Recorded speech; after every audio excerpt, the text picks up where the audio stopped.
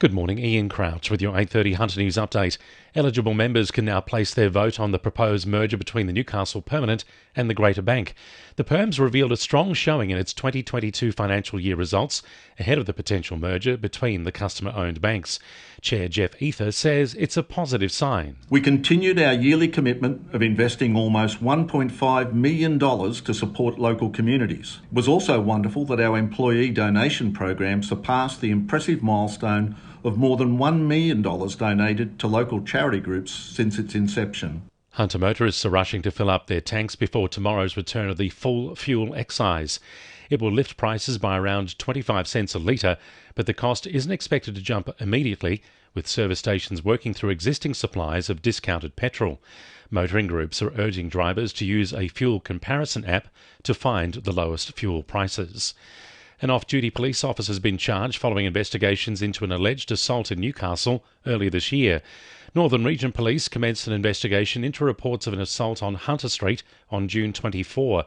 Inquiries led to the arrest of a constable attached to Sydney's North West region. The officer is due to face Newcastle local court on November 10, charged with assault occasioning actual bodily harm. Hunter MP Dan Repicoli has finally delivered his maiden speech to federal Parliament. He was due to give the speech 2 weeks ago, however it was delayed due to Parliament going into recess following the passing of Queen Elizabeth II.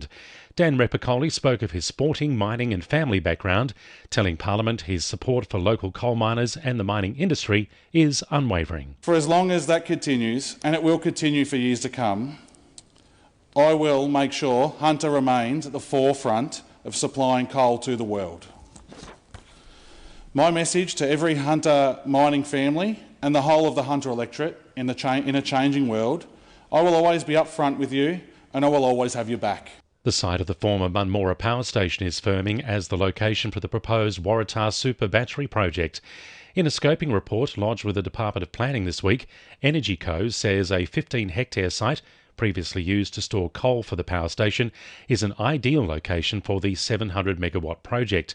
The battery, which will be the largest of its kind in the Southern Hemisphere, is expected to create 150 construction jobs and up to 15 positions once it becomes operational.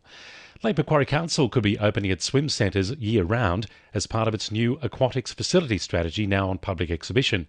The strategy is focused on building a strong swimming community with dedicated learn-to-swim pools, as well as improving and expanding current facilities. Community Assets Section Manager Brendan Callender says Council wants to provide more opportunities to the community. It's a key life skill for people to learn to swim, and particularly in the area that we live in with the beautiful environment that we're in with the beaches and the lake as well. So we want to make sure that everyone has access to quality learn to swim across the city. 2NURFM Sport. The Jets have re-signed striker Tara Andrews for the upcoming A-League women's season. The 28-year-old star is the club's all-time women's point scorer and has featured in more than 100 games for the side. The announcement comes as Andrews prepares to suit up for Warners Bay in their grand final match against Olympic on Sunday. Broadmeadow Magic coach Damien Zane says the pain of defeat is eased by the improvement his side has showed this season. Magic was knocked out in the preliminary final on Sunday by the Jaffers in a tight clash. Zane says the loss stings, but he's excited about his squad's growth ahead of next season. And Newcastle horse trainer Chris Lees secured a fourth qualifier for the $2 million The Big Dance after Spanish Point claimed the Lismore Cup yesterday. That's sport. I'm Bella Middleton. And the winning numbers in Oz Lotto are 2, 6, 9, 10, 33, 35 and 36. And the supplementaries are 16, 21 and 41. And now you're up to date with the latest 2NURFM Hunter News.